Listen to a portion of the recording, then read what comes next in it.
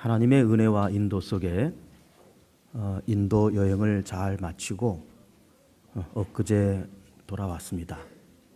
이제 제2 기념교회를 세우기 위한 준비와 작업이 이제 차근차근히 잘 진행되어 나갈 것입니다. 오늘은 5월 첫 주일을 맞이하면서 어린이 주일로 드리고 있습니다. 우리 교회는 이 교회학교의 조직과 운영이 비교적 잘 되어 있는 그런 교회입니다. 초등학교 입학 전에 있는 아이들을 가르치는 유치부가 있고, 또 1, 2학년을 중심으로 한 유년부, 3, 4학년의 초등부, 5, 6학년의 소년부, 또 중등부, 고등부, 청년부 이렇게 조직이 되어 있습니다. 그리고 우리가 있는 이 성전 뒤에 어린이집, 중앙 어린이집이 운영되고 있습니다. 약 한 80명 가까운 아이들이 공부를 하고 있고, 그리고 우리 교사들이 보조교사 다 해서 한 10명 가까이 그렇게 있고, 우리 광명시청에서 한 2억 정도를 보조받고, 또 중앙정부에서 한 2억 정도 보조를 받아서 한 4억 정도의 예산을 가지고 어린이집이 운영이 되고 있습니다. 오늘은 어린이 주일이기 때문에 우리 소년부 아이들이 지금 저기 앉아 있습니다. 5, 6학년 아이들 떠들지 말고 목사님 설교 잘 듣고, 딴 데 쳐다보지 말고 목사님 딱 쳐다봐요.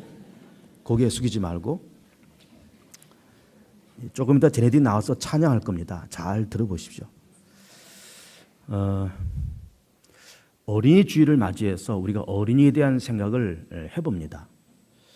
사실은 이 어린이의 가치와 존재는 그렇게 그것을 발견하게 된 것은 그렇게 오래되지가 않습니다.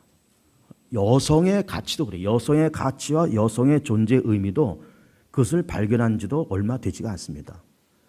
그 여성의 참정권, 그 참정권이라고 하는 것은 선거권, 피선거권을 참정권이라고 그랬잖아요.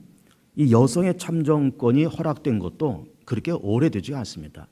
짧으면 100년, 길면 200년 이렇게 최근에 이르러서 전 세계에서 여성들에게 참정권을 주었습니다.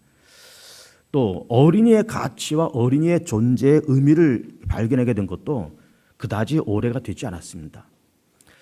우리가 잘 알듯이 오늘 우리가 어린이 주일인데, 어린이라는 말 자체를 쓴 지도 별로 되지가 않습니다. 이 말을 처음에 누가 썼는가 하면은 어린이날을 제정한 우리가 잘 알고 있는 소파 방정환 선생에 의해서 이 어린이라는 말이 만들어지고 어린이날이 그렇게 만들어진 겁니다. 이 방정환 선생은 일제강점기 때 독립운동가, 사회운동가였고 아동문학가였고, 그러면서 어린이라는 말을 처음 이분을 통해서 사용이 되었고, 월간지 어린이라는 그런 월간지를 발행하고, 또 어린이 문화 활동을 하는 색동회를 창립한 분도 방정환 선생입니다. 독립운동가였던 손병희 선생의 사위죠. 그러면서 그 방정환 선생의 이 프로필을 이렇게 조사를 해보니까 참 그렇게 좋은 일을 많이 하신 분이지만은 세상을 일찍 떠났더라고요. 30대 초반에 세상을 떠났습니다. 참 좋은 분이었는데, 그러면서 그분을 통해서 이 어린이의 가치와 존재의 의미를 우리 한국 사회도 이 조선 사회도 그렇게 서서히 눈을 뜨게 되었다라고 하는 것입니다. 어린이에 대한 설교를 이렇게 준비하면서 이 어린이의 가치와 어린이의 사고방식이 참 중요하다라고 하는 것을 성경에서는 그렇게 말씀하고 있으면서 그 부분이 마태복음 18장과 19장에 그 어린이의 가치와 존재의 의미에 대해서 말씀을 하시고 있고, 그래서 오늘 이 본문을 마태복음 18장을 선택을 했습니다. 이 말씀의 내용은 이렇게 전개됩니다.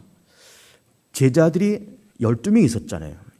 예수님의 제자들이 12명이 있었는데, 이 12명 가운데서도 뭐 나이도 거의 비슷비슷하고 뭐 그냥 살아가는 그런 삶의 환경도 거의 비슷비슷하기 때문에 서로 누가 위냐, 누가 형이고 누가 동생이냐, 누가 선임자고 누가 후임자냐 이러면서 서로의 서열 다툼이 살짝 있었던 것 같습니다. 그러면서 이 제자들이 예수님에게 와서 이제 이렇게 묻는 겁니다. 천국에서는 누가 큽니까? 이런 얘기를 하는 거예요. 그러니까 이 예수님을 통해서 천국을 소개받았잖아요.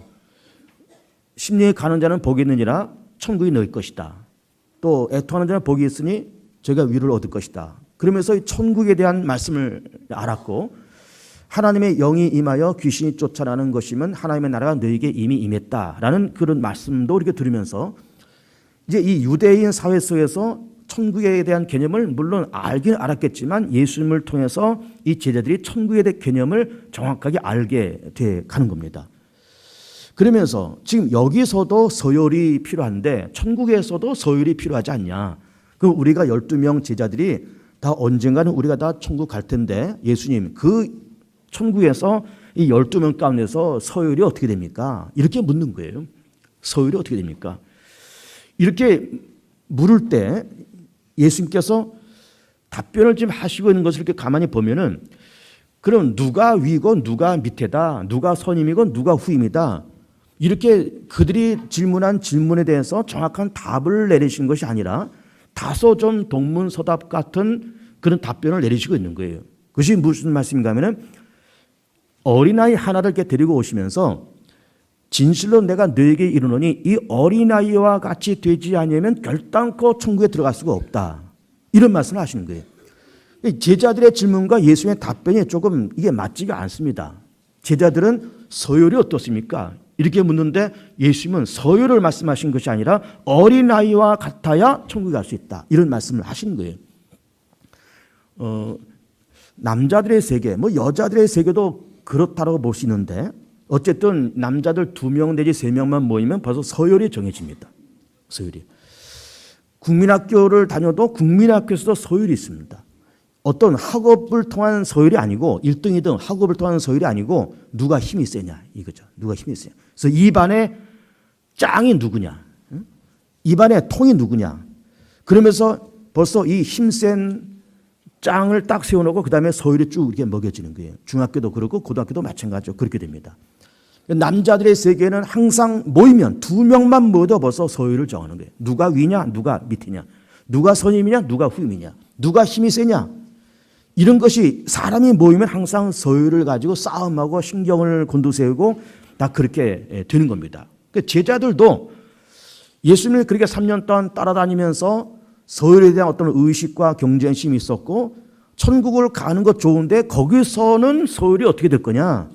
이런 걸 가지고 예수님에게 물을 때 예수님께서는 누가 서열이 누가 위다 누가 선임이다 누가 후임이다 이걸 말씀하신 것이 아니라 어린아이와 같이 되지 않으면 천국에 들어갈 수 없다. 그러면서 어린아이처럼 자기를 낮추는 사람이 큰 자다 이렇게 말씀하시면서 4절 말씀은 낮추는 사람이 큰 자라고 하는 말씀은 비교적 제자들의 질문에 좀 부합되는 그런 대답이라고 볼 수 있지만은 3절 말씀은 제자들의 질문에는 전혀 맞지 않은 대답을 예수님께서 하시는 거예요.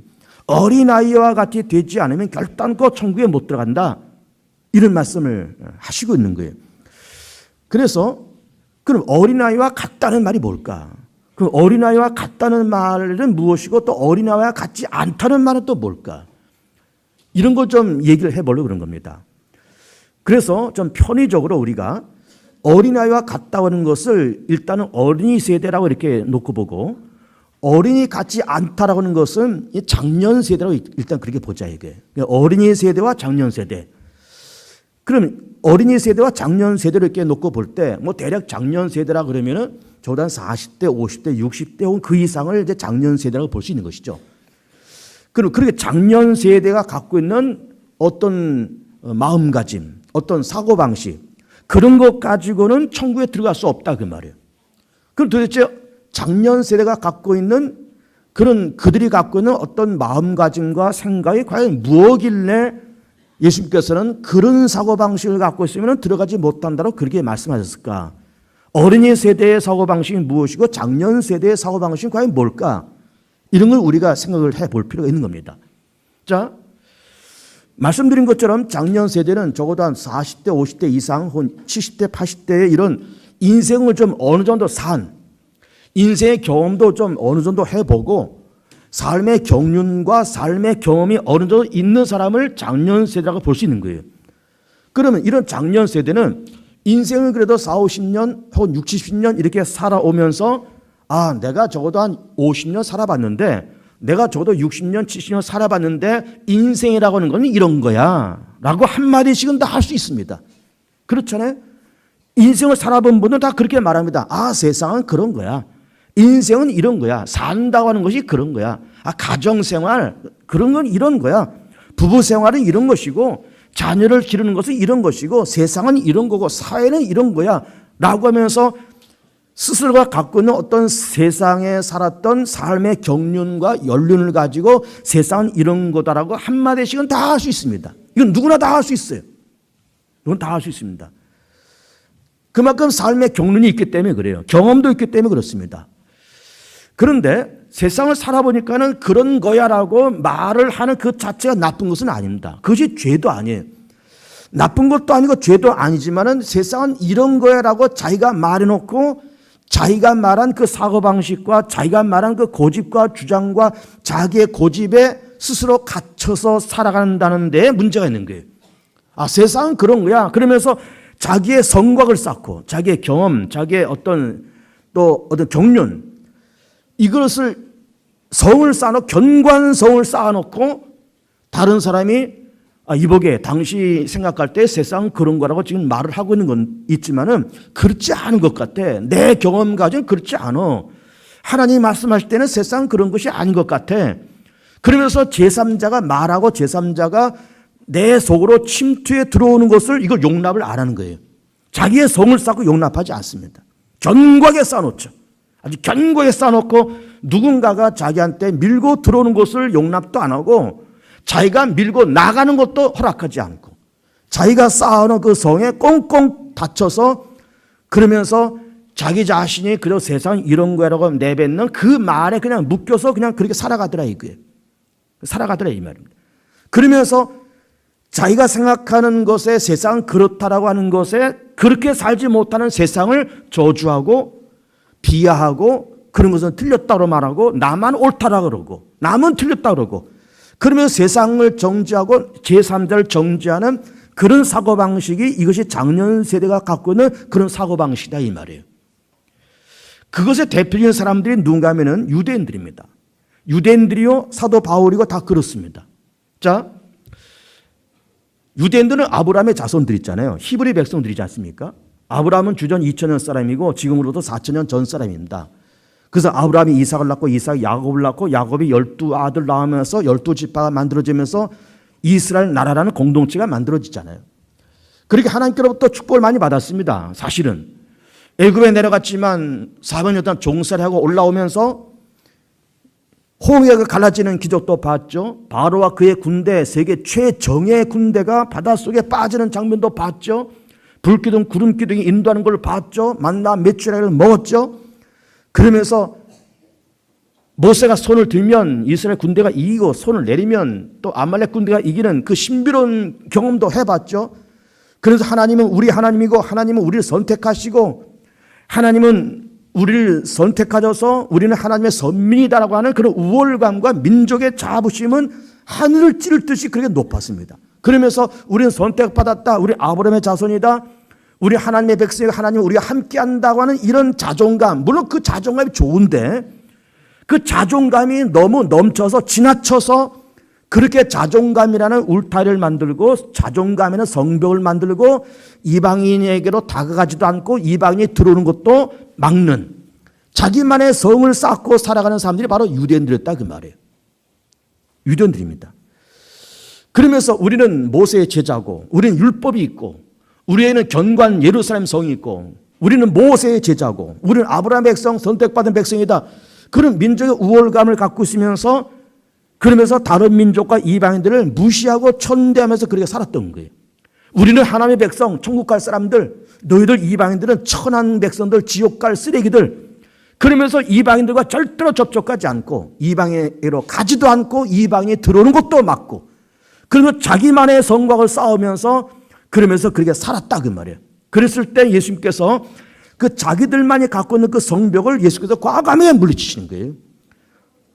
세례 요한도 그렇고 예수님도 그렇고 너희들이 아브라함의 백성이냐? 아브라함의 자손이냐? 하나님께서 이 돌 가지고도 아브라함 자손 만들 수 있어.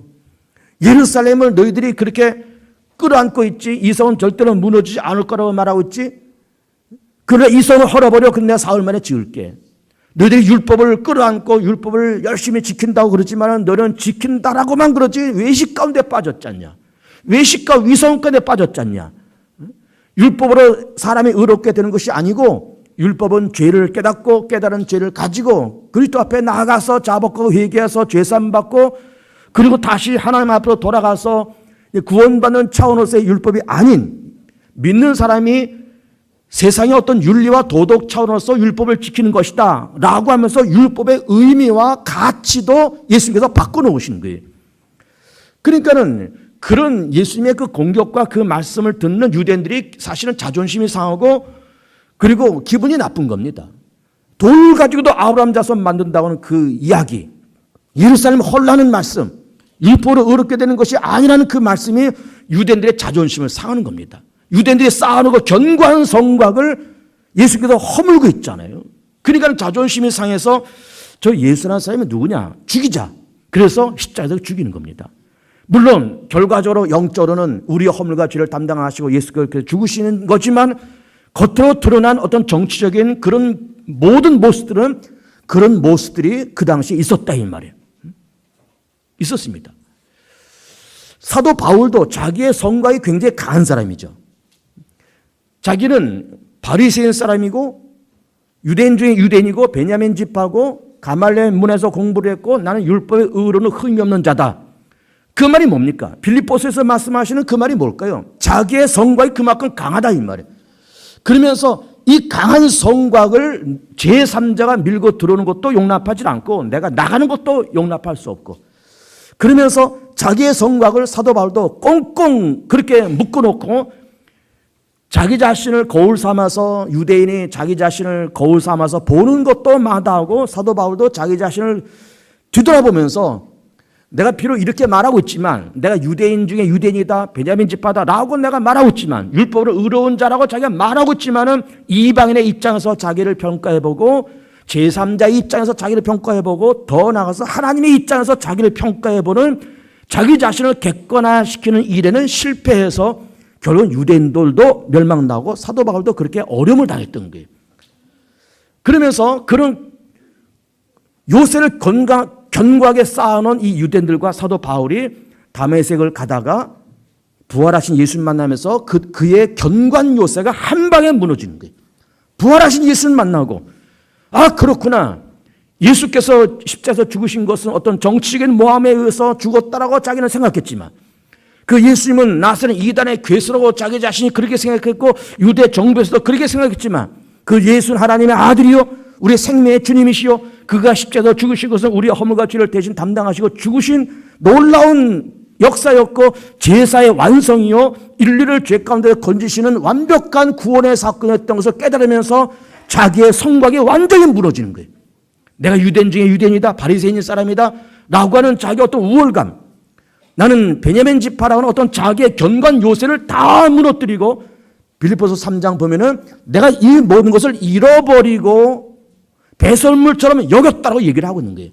잃어버렸다 그 말은 남이 자기를 뺏어왔다는 말이 아니라 자기가 능동적으로 버렸다는 거예요.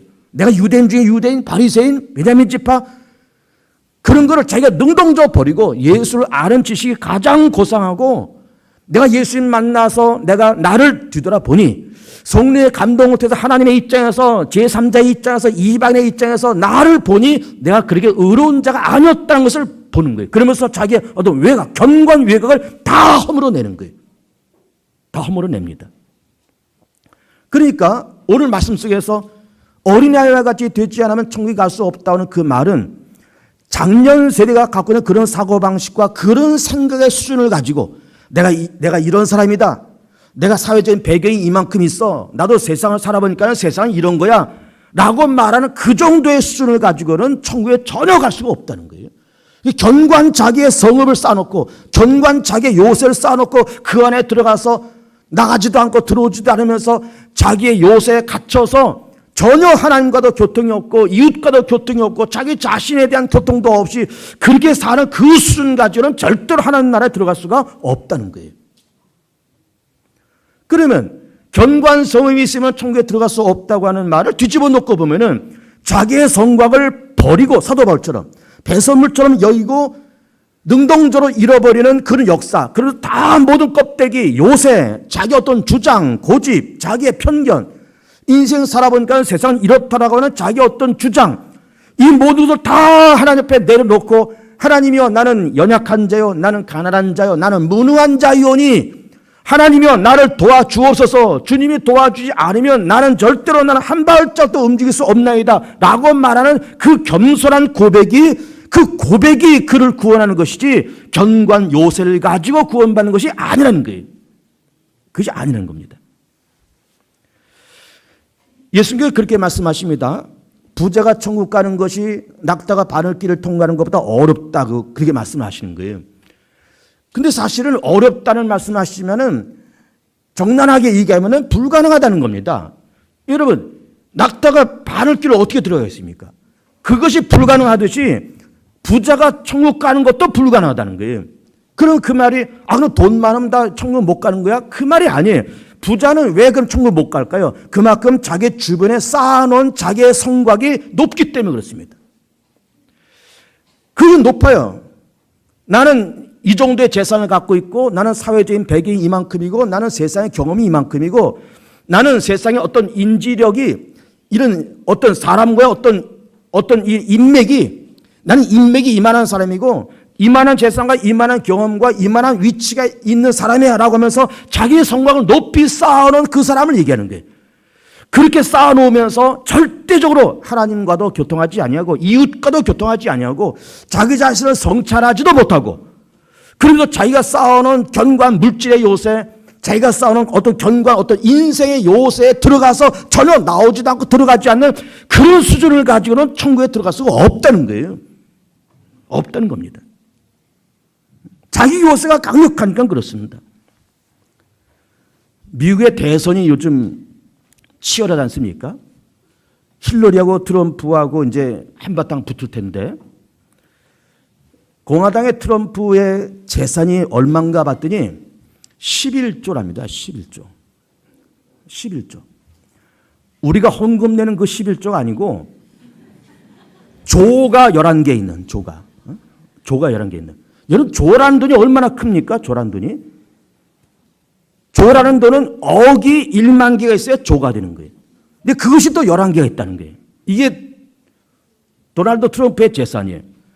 그러니까 그가 쌓아놓은 이 요새가 얼마나 견고합니까? 11조의 요새가 이렇게 있으니까, 그러니까 큰 소리 뻥뻥 치는 거예요. 그러니까 그만큼 요새가 견고하니까 남의 말 안 듣잖아요. 뭐 다른 당에서 이웃 나라에서 뭐라고 말을 하는 거, 기자들이 뭐라고 말하는 거, 언론이 뭐라고 말하는 거 안 듣잖아요. 왜 안 들을까? 자기 요새가 그만큼 견고해. 내 재산 11조야. 덤빌 때면 덤벼봐. 그 말이에요. 그 말이. 그러니까는 절대로 뭐 그 사람이 뭐 예수를 믿는지 안 믿는지 모르겠습니다. 그런데 부자가 천국 갈 수 없다는 말은 그만큼 자기가 쌓아놓은 재산과 부가 견고한 요새가 되어서 절대로 자기 자신을 하나님의 입장에서 제3자의 입장에서 이웃의 입장에서 자기를 바라보는 눈이 결여됐다 이 말이에요. 그 견고한 요새 속에 들어가서 큰 소리 뻥뻥 치면서 하나님 입장에서 제3자의 입장에서 자기를 성찰하는 작업도 하지 못한 채 그러면서 여기가 좋사오냐면서 물질의 요새 속에 갇혀 사는 그 수준을 가지고 어떻게 천국 가겠냐 이 말이에요. 어떻게 가겠냐 이 말이에요.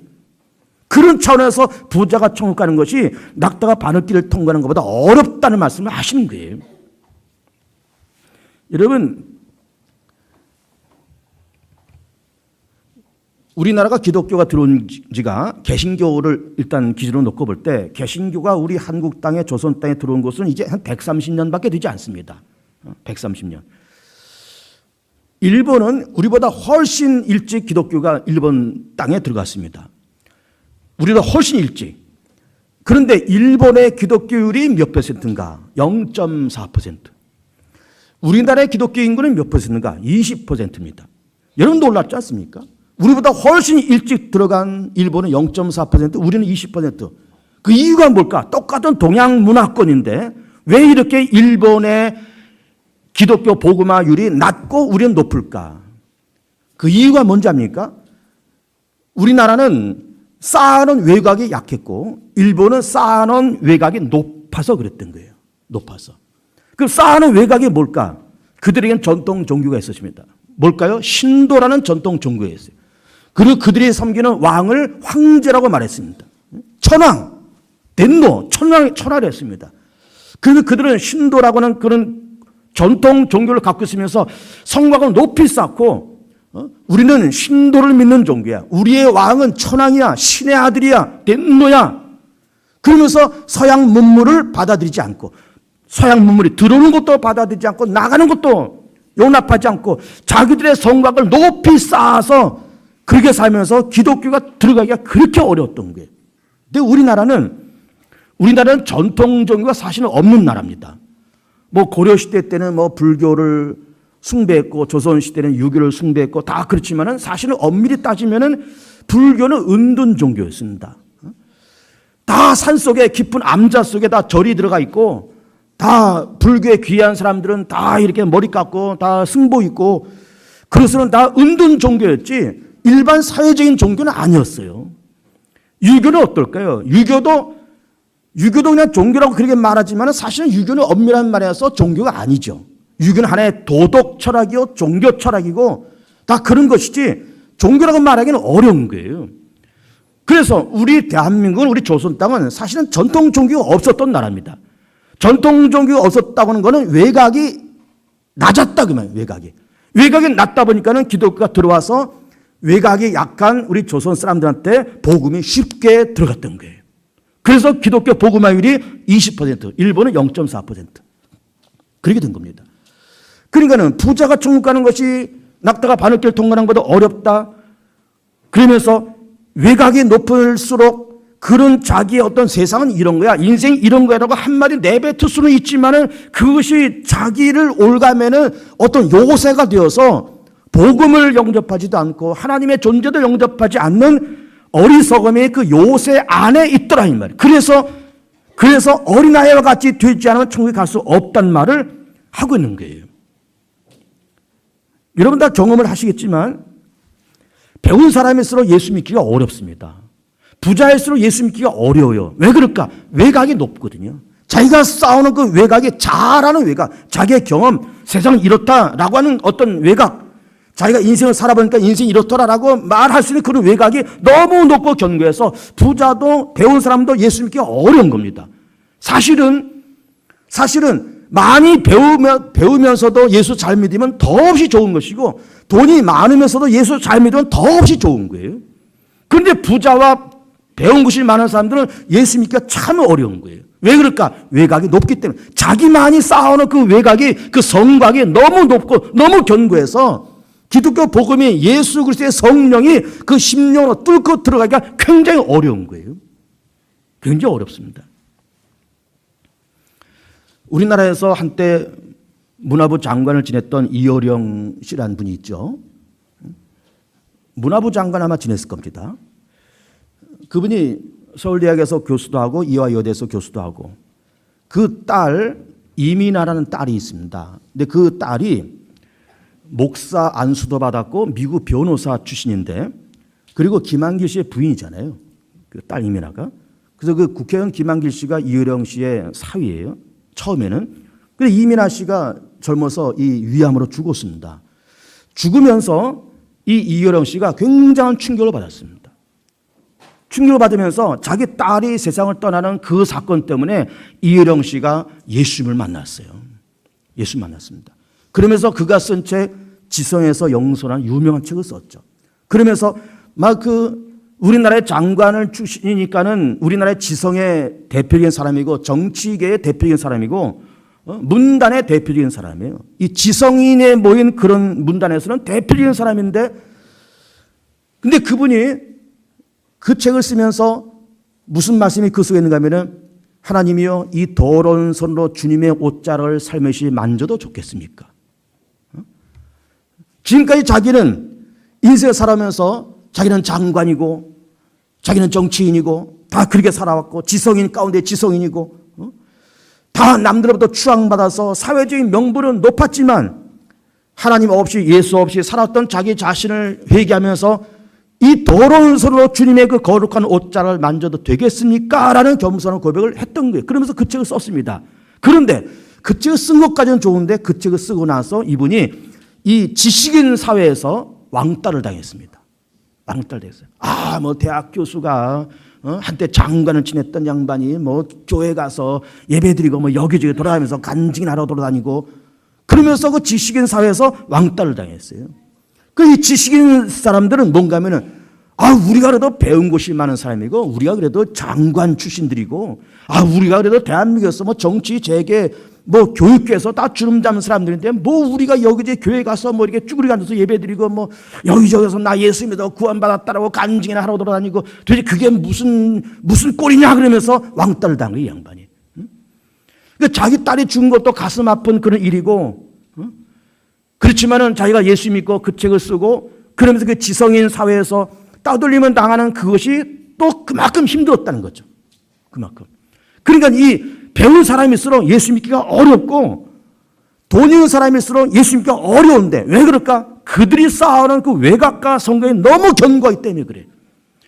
물론 그 외곽이 견고하다는 그 자체가 죄는 아닙니다. 부자가 됐다는 것도 죄가 아니고 지성인이 됐다는 것도 죄가 아니에요. 그러나 때로는 그 모든 것을 다 헐어내고 하나님이요, 나는 부족한 자입니다. 나는 무능한 자입니다. 주님이 나와 함께하지 않으면, 주님이 나를 도와주지 않으면 나는 오늘 하루 한 시간도 한 발자국도 나는 움직일 수가 없나이다 라고 고백하는 어린아이와 같은 그 겸손한 마음, 겸손한 믿음이 이것이 구원받는 것이지 자기가 쌓아오는 물질의 우상과 그러면서 권세의 우상과 그 요새 속에 사는 것 가지고 구원받는 것이 아니라는 것이 이것이 예수님의 말씀인 거예요. 예수님의 말씀이라는 겁니다.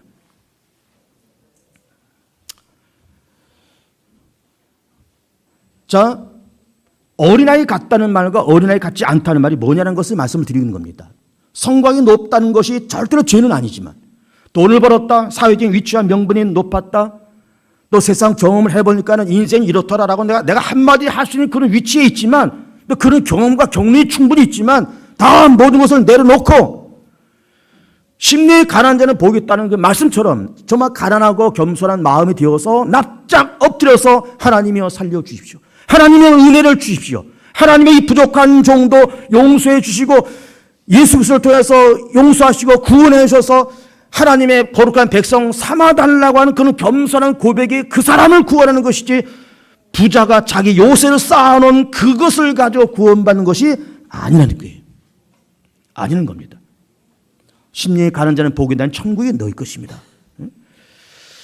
겸손한 믿음을 가지고 그러면서 늘 자복하고 회개하면서 그렇게 나아가면서 그러면서 하나님께서 우리를 바라보시면서 너는 진정 내 마음에 합한 자다. 내 마음에 너는 겸손하구나. 너는 참으로 순진하구나.